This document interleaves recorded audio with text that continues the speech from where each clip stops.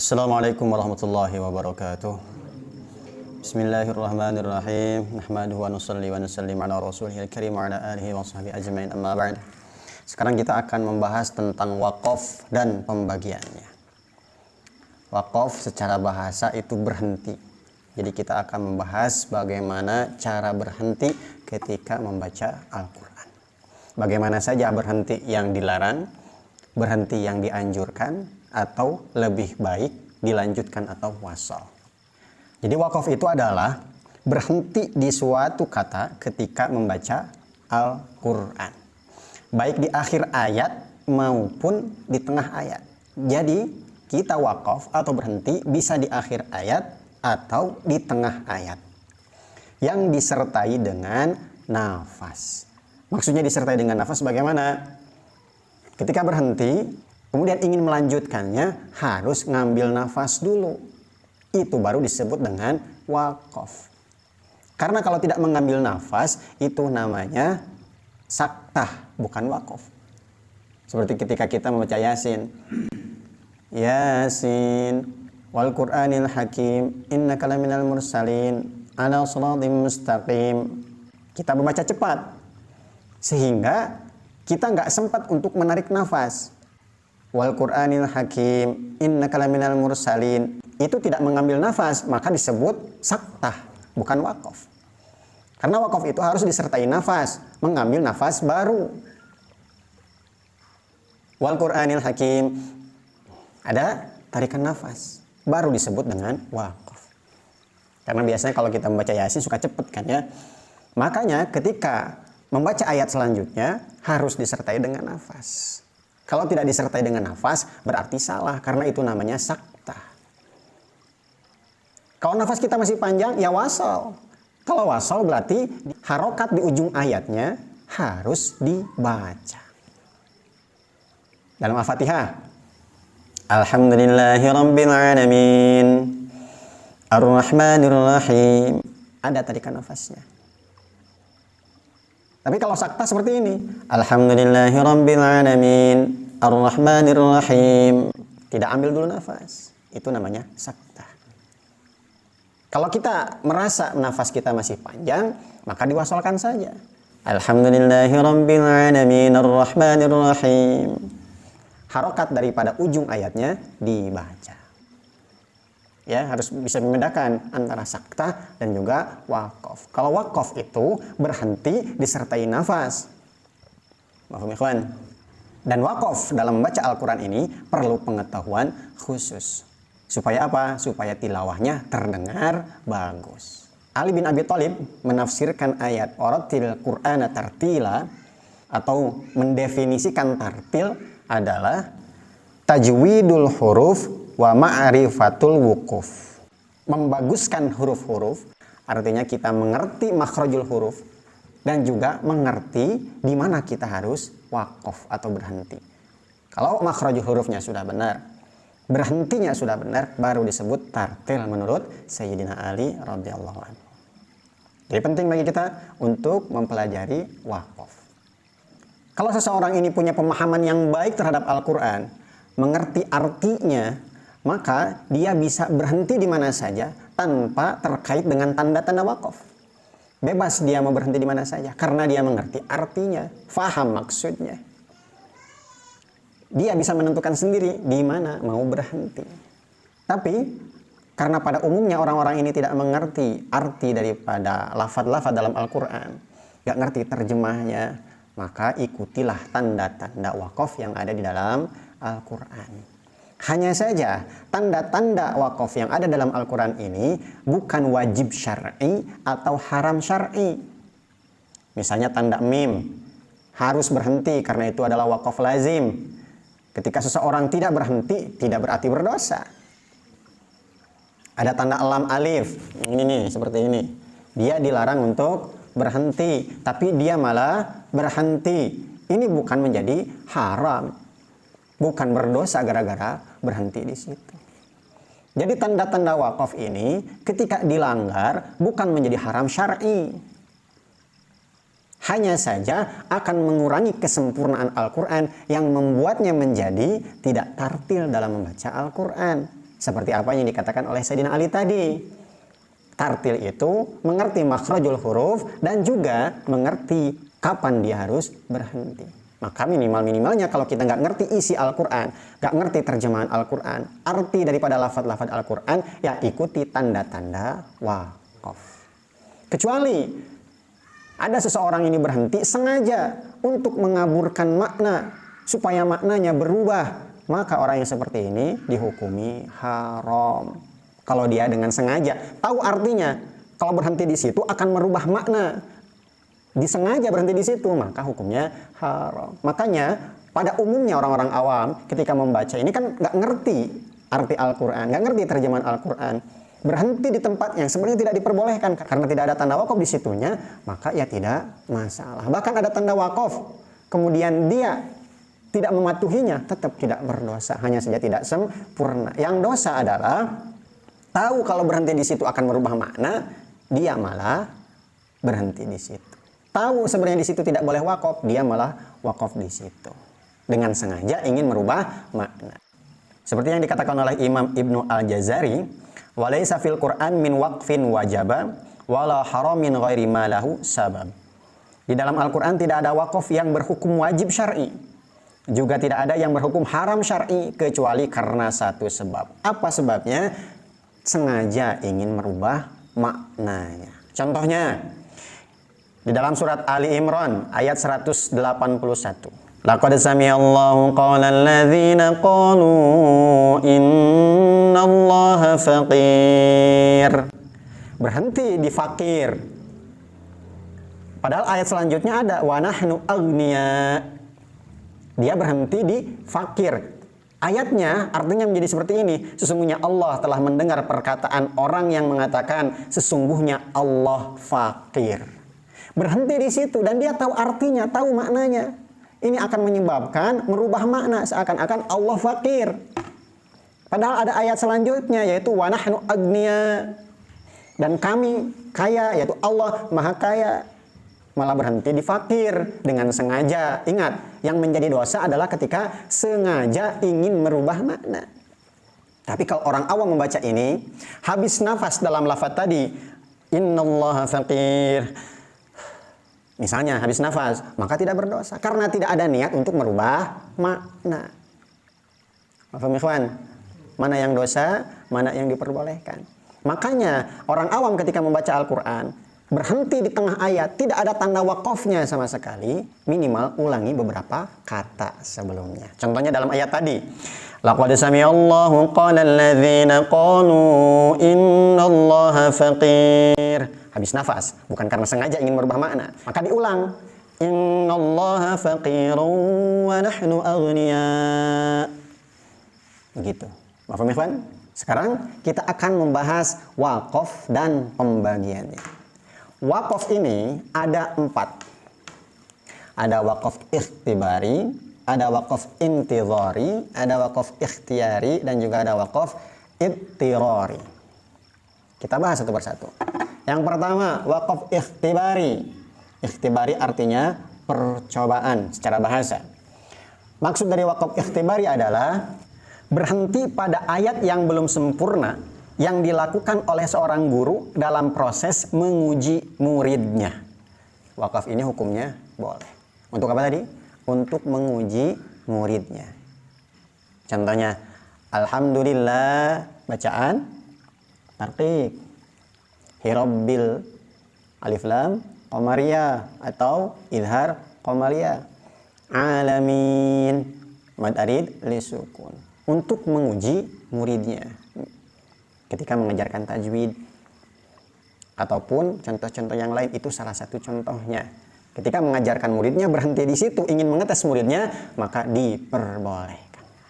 Kemudian apa itu wakaf intidhari? Intidhari secara bahasa artinya perhatian.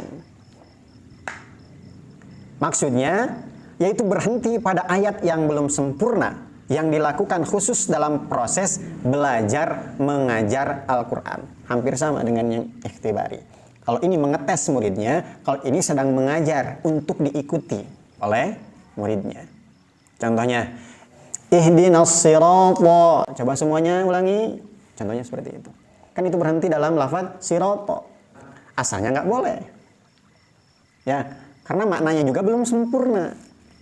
Tapi karena untuk memberi pelajaran, ihdinas sirata, perhatikan huruf sodnya, perhatikan huruf to-nya, coba ulangi semua. Contohnya seperti itu. Maka diperbolehkan dalam proses belajar dan mengajar.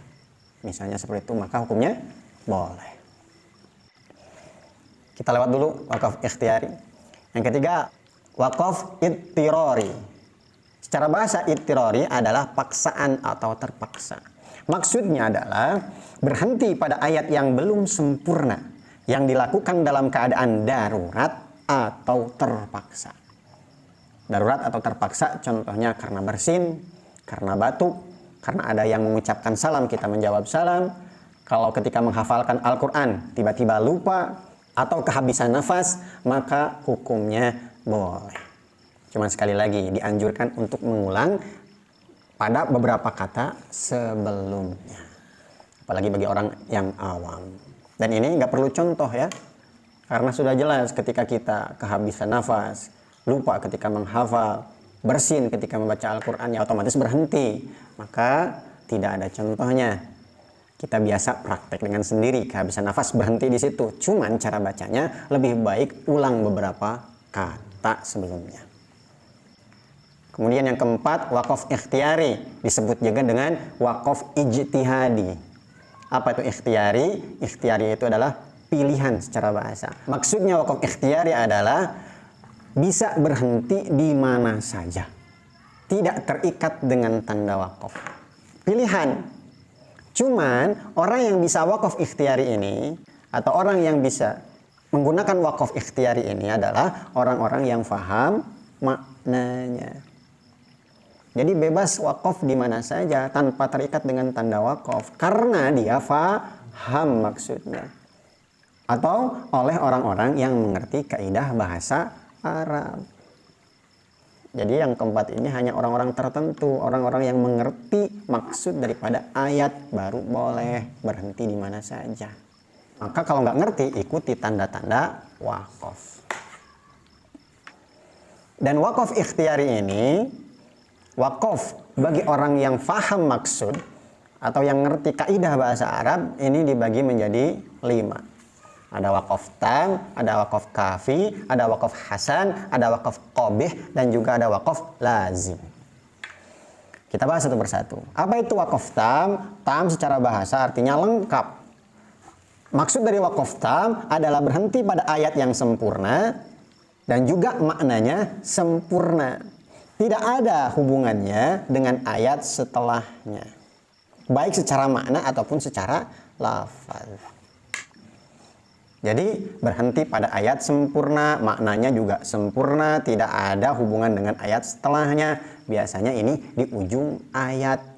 Dan ayat pertama dengan ayat kedua ini tidak ada hubungan secara lafaz dan juga secara makna, maka disebut tam, lengkap. Contohnya Maliki Yaumiddin, sempurna. Iyyaka na'budu wa iyyaka nasta'in, sempurna. Tidak ada hubungan makna ataupun hubungan lafaz dengan ayat selanjutnya. Biasanya tandanya seperti ini. Seperti tulisan qala. Biasanya terjadi pada ujung-ujung ayat. Makanya wakaf tam ini lebih baik berhenti. Cuman kalau ingin dilanjut atau wasol boleh saja. Hanya lebih baik berhenti. Kemudian wakaf kafi. Kafi ini artinya cukup. Maksudnya berhenti pada ayat yang sempurna. Hanya saja ayat tersebut masih ada hubungan makna dengan lafaz setelahnya. Maknanya masih ada hubungan dengan lafaz setelahnya atau ayat selanjutnya. Contohnya, innal ladzina kafaru sawa'un 'alaihim a'anzartahum am lam tunzirhum la yu'minun. Khatamallahu 'ala qulubihim wa 'ala sam'ihim. Kata-kata am lam tunzirhum la yu'minun itu ayat sudah sempurna sebenarnya. Hanya saja ayat selanjutnya, khatamallahu ala qulubihim, ini masih ada hubungan dengan ayat yang tadi. Atau ayat am lam tungdirhum la yu'minun masih ada hubungan dengan khatamallahu ala qulubihim dalam segi makna. Dalam segi lafaz sempurna. Susunan katanya ketika khatamallahu ala qulubihim ini susunan kata yang baru. Tetapi dalam segi makna masih ada hubungannya. Waqaf kafi ini sama saja mau berhenti ataupun mau wasol. Tidak ada yang lebih baik. Kalau ini tadi lebih baik berhenti, wasol boleh. Kalau ini mau berhenti, mau wasol sama saja. Biasanya di dalam Al-Quran ditandai dengan huruf jim. Kemudian yang ketiga waqaf hasan. Hasan artinya baik. Maksudnya waqaf hasan adalah berhenti pada ayat yang maknanya, saya kasih kata di atasnya biar mudah diingat, yang maknanya sempurna. Maknanya sempurna, tapi masih ada hubungan dengan makna dan lafaz setelahnya. Contoh maknanya sempurna seperti ini. Alladzina yu'minuna bil ghaibi wa yuqimunas shalah. Itu udah sempurna maknanya. Tetapi ayatnya itu belum selesai. Belum ayat sempurna, maknanya saja yang sempurna. Masih ada hubungan dengan makna dan lafaz dengan lafaz setelahnya. Jadi dianjurkan dalam waqaf hasan ini diulang beberapa kata sebelumnya. Kalau ayat sempurnanya kan alladzina yu'minuna bil ghaibi wa yuqimunas shalata wa mimma razaqnahum yunfiqun. Itu sempurnanya ayat. Kalau sempurnanya makna sampai wa yuqimunas shalah. Karena makna dan lafaznya masih ada hubungan dengan kata setelahnya, maka dianjurkan untuk mengulang beberapa kata. Misalnya, alladzina yu'minuna bil ghaibi wa yuqimunas shalah. Kita berhenti di situ, ulang beberapa kata. Wa yuqimunas shalata wa mimma razaqnahum yunfiqun. Paham, ikhwan? Dalam waqaf hasan ini boleh berhenti. Cuman lebih baik wasal. Boleh berhenti, lebih baik wasal. Kalau ini lebih baik berhenti, boleh wasal. Kalau ini boleh berhenti, lebih baik wasal. Kalau berhenti, bagusnya lagi anjuran, bukan wajib. Anjuran untuk mengulang beberapa kata. Karena masih ada hubungan dengan lafaz dan makna setelahnya. Kecuali kalau terjadi di akhir kalimat atau terjadi pada ujung ayat. Contohnya, hudal lil muttaqin. Alladzina yu'minuna bil ghaibi wa yuqimunas shalah. Hudal lil muttaqin ini di ujung ayat. Tapi sebenarnya masih ada hubungan makna ataupun lafaz dengan alladzina yu'minuna bil ghaib. Maka tidak perlu mengulang beberapa kata sebelumnya. Karena ayatnya sudah sempurna. Tapi kalau terjadi pada ayat yang tidak sempurna, seperti tadi wa yuqimunas shalah, maka lebih baik diulang beberapa kata. Mafhum ikhwan? Dan waqaf hasan ini dalam Al-Quran biasanya ditandai dengan huruf seperti ini. Seperti huruf shad dan lam. Kemudian yang keempat, waqaf qabih. Qabih artinya buruk. Maksudnya waqaf qabih adalah berhenti pada ayat yang maknanya belum sempurna. Maknanya belum sempurna. Kenapa dikatakan belum sempurna? Karena ada kaitan dengan kata setelahnya. Baik secara makna ataupun secara lafaz. Sehingga akan menimbulkan kesan makna yang salah dan merusak jika berhenti di waqaf yang qabih ini. Contohnya, alhamdulillahi rabb al-alamin. Berhenti di rob. Itu akan merubah makna. Kalau berhenti di lafaz tersebut. Makanya waqaf ini dilarang, tidak boleh. Muhammadur Rasulullah. Harusnya seperti itu. Ini berhenti Muhammad Rasulullah. Nggak boleh. Qabih. Buruk. akan merusak makna.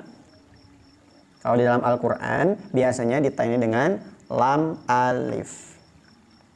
Ingat ya, tadi seperti pembukaan bahwa akan menjadi dosa jika mengerti maknanya dan tahu itu akan merubah maknanya. Jadi ketika lam alif di dalam Al-Quran ketika kita langgar itu sebenarnya tidak berdosa bagi orang awam karena nggak ngerti maknanya. Hanya saja lebih baik ikuti supaya bacaan kita menjadi tartil, mengikuti tanda wakaf. Contohnya di dalam surat Al-Fatihah yang paling sering. Shiratal ladzina an'amta 'alaihim. Tuh ada lam alif di situnya. Coba cek. Maka jangan berhenti kalau ingin disebut bacaan Al-Qur'annya tartil. Tapi karena kita nggak ngerti maksudnya, nggak mengerti penafsirannya, kita bukan ahli dalam kaidah bahasa Arab, berhenti di situ ya nggak berdosa. Hanya saja tidak menjadi tartil bacaan kita. Cuman bagi ahli tafsir, ahli kaidah Arab ini menjadi dosa. Karena apa? Karena tahu maksudnya. Dia ngerti maksudnya, kalau berhenti di situ akan merubah maknanya. Maka ikuti, kalau ada tanda lam alif seperti ini atau la, maka lebih baik jangan berhenti. Terkecuali di akhir ayat atau di ayat yang sempurna. Satu ayat nih, ayat keberapa gitu, ayat 35. Biasanya ada tanda bulat di situ, di atasnya ada lam alif. Kita berhenti di situ nggak masalah karena ujung ayat. Tapi kalau di tengah-tengah, maka ikuti, jangan berhenti kalau ingin bacaan kita tartil. Cuman ingat, tidak berdosa. Nanti banyak sering tuh dalam Al-Fatihah berhenti di an'amta 'alaihim. Padahal ada tanda lam alif. Jangan disalahkan. Ya, karena mungkin bukan ahli tafsir, bukan ahli kaidah bahasa Arab. Sebagian ulama ada yang mengatakan di situ itu adalah ayat ke-6. Sebagian ulama yang mana? Ulama yang mengatakan bahwa bismillah bukan termasuk ayat dalam Al-Fatihah. Kan Al-Fatihah itu sab'ul mathani, 7 yang diulang-ulang. Pasti 7. Yang menganggap itu ayat berarti bismillah tidak dianggap sebagai ayat. Shiratal ladzina an'amta 'alaihim ayat ke-6, ghairil maghdubi 'alaihim waladdallin ayat ke-7. Bagi yang mengatakan bismillah bukan ayat. Tapi karena kita ini mengikuti Imam Hafiz dalam bacaan Al-Qur'annya, maka di situ bukan ayat. Malah ada tanda lam alif, jangan berhenti. Mohon ikhwan, kita cari persamaan, jangan cari perbedaan. Kalau orang berhenti di situ, jangan disalahkan. Kalau kita sudah mengerti, lebih baik jangan berhenti di situ. Paham? Jadi ini wakaf tercela ya, hindari. Kecuali karena darurat, kehabisan nafas, bersin, masuknya kepada wakaf idtirari, terpaksa berhenti, yaitu nggak masalah. Kemudian yang kelima, wakaf lazim. Lazim itu harus artinya secara bahasa. Maksudnya wakaf lazim itu wakaf yang tidak ada hubungan dengan kata setelahnya, baik makna ataupun lafaz. Maka di sini wakaf lazim ini harus berhenti. Di dalam Al-Quran biasanya ditandai dengan huruf mim. Mimnya yang pendek, coraknya. Karena kalau mim yang panjang itu iqlab. Berhenti di situ. Tapi seperti pembukaan tadi, tidak ada yang wajib syar'i, wajib berhenti, tidak. Kalau tidak berhenti menjadi dosa, tidak. Ya, hanya saja kalau ingin bacaan kita dianggap tartil, ketika ada tanda mim seperti ini, sebaiknya kita berhenti. Mafhum ikhwan? Mudah-mudahan Allah fahamkan kita semuanya. Yang betulnya dari Allah, yang salahnya dari kekurangan saya pribadi. Wallahu a'lam bishawab. Kita tutup dengan doa kifaratul majlis. Subhanallah wa bihamdihi subhanakallahumma wa bihamdika asyhadu an la ilaha illa anta astaghfiruka wa atubu ilaik. Assalamualaikum warahmatullahi wabarakatuh.